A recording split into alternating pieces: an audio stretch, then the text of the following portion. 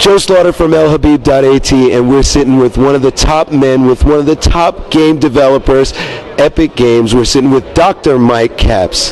How are you today? I'm great, man. It's a pleasure to be here. Hungary is awesome. Yeah, it's just, this is obviously not your first time here, though. Oh, this is it. This is the first time I've ever been to Budapest. Yeah, I've been to Poland, Russia, Austria, but never here. Really? Wow. Well, let's start off by talking about Epic. Give us a quick history rundown. Sure. Well, Epic invented computers about 40 years ago, and then we invented the video game about 20 years ago, and we've been on top ever since. We own Microsoft and Sony, two small console companies. No. Well, you said they might not know anything about Epic. No. So Epic's a game developer. We've been around for about 15 years. We started in shareware development way back in the day. Made Jill of the Jungle and stuff like that, probably nobody's ever heard of. But our first real hit was Unreal back in '98. And we made that game as a shooter, really gorgeous game, and licensed our tech out to other game companies. Since then, we've made a number of other Unreal games, and our engine's pretty popular. Hundreds of teams are using it now. And our biggest hit so far is Gears of War. That came out in 2006 on Xbox, and we're working right now on Gears of War 2, coming out this holiday. Okay, and let's talk about the Unreal Engine. In layman's terms, in your own terms, explain what an engine is for, because there's a lot of people that just plug and play. Right. They don't know the background. So maybe you want to explain what an engine does. Got it. All right, so the game engine is basically all the software underneath your game. So it handles things like drawing triangles on the screen, drawing people, handles animation, so that when you shoot a guy, he bends back and comes forward. So we kind of worry about all that stuff in our engine level, everything from artificial intelligence to making water look good to physics interaction. And then the game developer will take that stuff. They don't have to worry about writing what happens when a rock hits the ground. What they're doing is they're making a cool looking rock. They're saying, I want to be a game where you throw rocks, and they write the gameplay for that, where you've got a bag of 50 rocks and you're throwing them, but you're not worrying about all the stuff about how do I draw things on the screen, how do I make physics work, how does the sound come out and go in Dolby and work on a PlayStation and an Xbox and a PC and all that stuff. So we kind of worry about all that junk for them, and they get to focus on making just their game stuff on top. Oh, very nice. And let's talk about your history. How did you get into the gaming industry yourself? What's your personal history behind it? Sure. Well, I picked about the weirdest route ever to get in the games. I got a PhD in computer science and became a professor, and this game came along called America's Army, where the military wanted to make a video game to help recruiting. And I was like, oh, I want to do it. I'll make a game team. Trust me. And I don't know how the hell we pulled it off, but I was the lead programmer and lead designer on that game. So we used Unreal Engine, and we worked for like 2 years, and we've had, 30 million downloads since then. It was a really popular game. And I knew the Epic guys from using their engine technology, so when they wanted to start a new company, they hired me out there. So I worked on Unreal Tournament and Unreal Championship for a while. We merged my company with Epic's, and that's how I became president of Epic. It's the weirdest path, but I've been there for 6 years, and I love it. It's a great shop. And let's talk about America's Army. What would inspire the U.S. Army to make a video game, although they have great training simulators on their own? I mean, what would inspire the U.S. Army? What do you think inspired the U.S. Army to make the game? Well, we used to joke, we called it Starfighter. Remember that movie, The Last Starfighter, like 20 years ago, where they put the video game, the kid plays it, like, oh, he's going to save our race. Yeah. So that was kind of the idea, is like, can we find soldiers with a video game? And we're all like, no, you can't. But what if we just made a cool video game that showed what the Army's really like, made the Army look good? And I think what it really did, why it was so successful for recruiting, is it made the Army not look like a bunch of jerks. Like the Army made a cool ass video game and gave it away for free. Right there, that makes you think these guys are pretty high tech. They kind of get it. They get where, if you're 18, you're thinking about signing up, they might actually get you.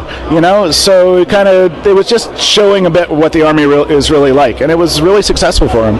Did it actually get an increase in recruitments for the U.S. Army? It was huge. I'm going to mess up the numbers because it's been a while, but I think we estimated we needed 30,000 signups of like name and address, and I might be interested in the Army, to make it pay for itself.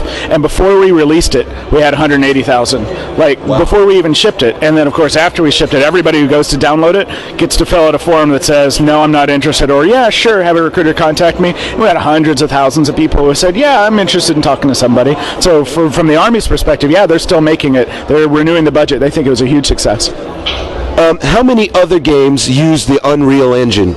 Oh, geez. I think we had like 20 use Unreal Engine 1 and like 50-ish use Unreal Engine 2, and we have hundreds of games going on right now in Unreal Engine 3. So it's pretty much, right now, it's the top engine for this console generation. Okay, and let's talk about engine competition. What makes, for instance, your engine, the Unreal Engine, any of them, 1, 2, or 3, what makes them better than, for instance, the CryEngine 1, 2? Gotcha. Well, I mean, there's a lot of good tech out there. Valve's tech is great. The id tech guys, we're friends. We all know each other. It's a small industry, right? Each engine has its different strengths and weaknesses. I think what makes ours strongest is the tools pipeline. That artists get a hold of it and say, wow, it's so easy to take a model of, a car or something, get it into the engine, see what it's really going to look like, get it into the game, and then start leaning against it, taking cover, and shooting over it, right?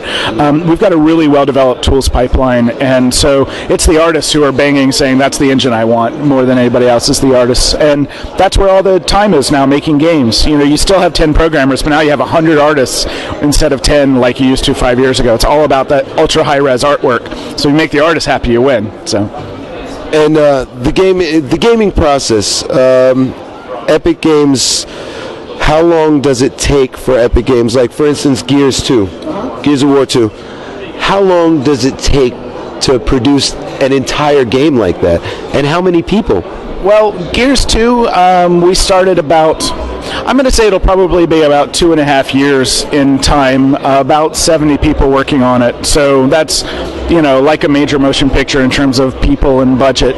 But that was with a working engine, right? Like, the game worked. We knew how fun it was. We know how the cover system works, how machine guns, everything was working in Gears 1 before we even started, right? So that's the easy version, is 2.5 years with a ton of guys. But for Gears 1, it was 5 or 6 years of experimenting and saying, oh, it's going to be this kind of game, and then throwing out stuff that wasn't fun, trying different combinations. So yeah, it can be really time consuming.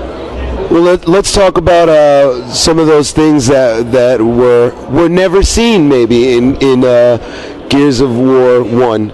Can you give us an example of things that you wanted to do but you decided, let's throw it out? Sure. I mean, when it started out, we had this cool idea, like we were playing Battlefield and said, this was fun, but what if we had vehicle fighting in the future? Wouldn't that be awesome? Like a Battlefield in space, Of course, years later they made Battlefield 2142, right? It's happened. But at the time, that was our initial idea. Lots of vehicles, big open, multiplayer only. And Gears isn't that at all, right? It turned into the story-based shooter where it's you fighting through city streets. Looks like almost a destroyed Europe look, very little vehicle gameplay. It's a totally different game. But where we started was that, and it just wasn't coming together. It wasn't fun. We kept trying new things. We say, oh, this chainsaw is badass. We got to have more of that, and that's how it works. And so, can you give us a little peek into? Can you give us a little peek into what we might see? Something that the gamers might be excited about for Gears of War 2? Wow, stuff you might see. Well, I just showed a demo here. It's the only time we've run this demo in Europe, probably the only time we will run it. Which we weren't allowed to film. Yeah, sorry about that. But I can tell you a little bit about it. Okay. This is the second level of our game, and one of the things that we didn't really accomplish as much as I wanted in the first game was that feeling of all of humanity is fighting for its life. And so this second level is everything we've got, every vehicle, every chopper, we're going to take out the locusts, we're going to go to them instead of sitting on defense, slowly losing all our cities. So this one you got to see big crowds, hundreds of locusts pouring over the hills, you're machine gunning them down, big vehicle on boss combat, stuff like that. I think we showed their new pistol in there, sort of a burst pistol. We showed finishing moves, which was nice. You pick somebody up off the ground and was able, break his neck and throw him off the ship. But most importantly, you can hold on to him, use him as a shield while you're shooting other dudes. The meat shield. Yeah, the meat shield. And it's so cool when you have one of those and the boomer hits you with a big explosive shot and it just powders oh, it's so cool. We have a lot of fun, dude. You sound like you have a lot of fun. Actually, that leads me to my next question. Do you personally play, when you have time, obviously you're president, but when you have time, do you personally play games yourself? And if so, which ones are your favorites? Oh, God, I play games all the time. I try to play all of our licensees' games, and that's getting harder and harder because we've been really successful. So, Mass Effect looks great. I just started up Army of Two. BioShock was one of our licensees. Great friggin' game. A little bit of World of Warcraft, every now and then. And, yeah, I know, it's like an addiction. You can't break it. But yeah, I play PlayStation games. I'm playing Drake's Fortune at work right now. It's awesome. It's really cool. And then playing a bunch of Xbox stuff at home. So yeah, I play everything. It's my job. Xbox Live screen name in case anybody wants to challenge you? No, I'm not throwing that out. Every time I do that, I get 5,000 friend invites. So, which is cool. It's nice to be popular, but I suck so much sometimes online. It's probably better not to. And where do you see the future of Epic Games going? And where do you see the future of Unreal technology going? Gotcha. Well, I mean, it's going to be a big console jump next time. Going from this to PlayStation 4 or whatever they end up calling it. There's sort of two ways things can go. We're either going to have bigger graphics GPUs, bigger graphics machines, or we're going to go in a totally different direction and have like 50 or 60 or 100 processors. So crazy multiprocessing. And if we do that, it's going to change everything. Every bit of the graphics pipeline and games engines is going to be thrown out, and we're going to try something new. So it's either going to be a nice big jump, or it's going to be a completely crazy, God knows what's going to happen jump. And so we're all kind of nervous. Next year or so we'll figure it out. But we'll be ready. I'm sure you will. As far as you've been quoted as sometime last month, April, as being, let's say, not too happy with the Wii. Okay. And that you weren't interested in going backwards, but interested in going forward. Do you want to clarify that statement or put something on top of it? Yeah, sure. I mean, the quote was that I said the Wii is a virus, what I meant was that it's virally transmitting, right? That you play it and your friends come to your house and play it and go, oh my God, that's really fun. I want to play Wii Sports at home, and they go buy it. The disappointment for me has been that there's not games that are keeping me playing with it. So I shelved it after 2 months, but I've already transmitted it to 3 friends, and then they go shelve it after 2 months. And I'm waiting for that game to get me back. But my Xbox is what's hot at home, not my Wii. In terms of technology, yeah, for us, we're always thinking about the next generation. We're building Unreal Engine 4. We have been for 2 years, worrying about next-gen consoles. And the Wii really wasn't a console jump, right? They made another Wii. They made another GameCube with a really cool controller, but it's a GameCube, and there's no way it can run Unreal Engine 3 well, or Crysis well, or anything else. And I'm a graphics guy. I like the pretty pictures, and the Wii's never going to be able to compete for me against an Xbox 360 or a PlayStation.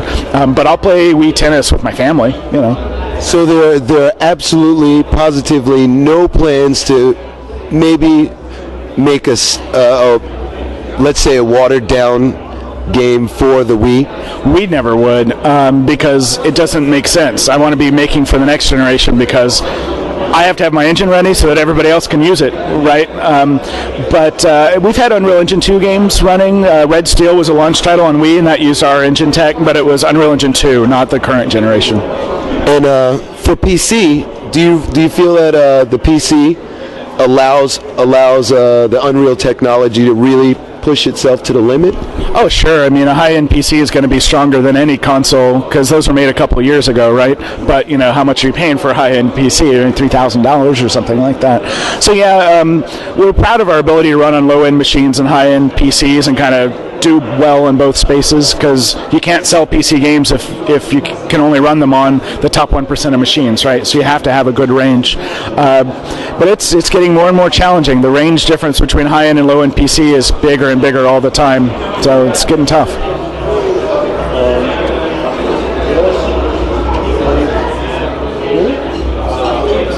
So, is there something that, okay, for this type of event, do you think there's any importance for the gamers, or is this strictly for the people that are on the technical side? No, I mean, that's what's cool about this event, right, is that there's game fans and game developers. In the U.S., you never have that. It's either all professionals talking about rendering technology, or it's all fans, and they just want to play the games and see. So it's really cool to have an audience of both here. And that's actually why I split my talk into two pieces. So I'm doing a developer-focused talk this afternoon that'll be boring as hell to anyone who's a game fan. It's about statistics gathering in the engine, right? If you're a developer, you love statistics gathering, but these guys, fans, don't care. But I thought the game demo maybe both folks would like to see. So, it's really cool. Hey, thanks for your time, and really appreciate it. Look forward to seeing more things coming from Epic Games. Thanks. All right? Dr. Mike Capps.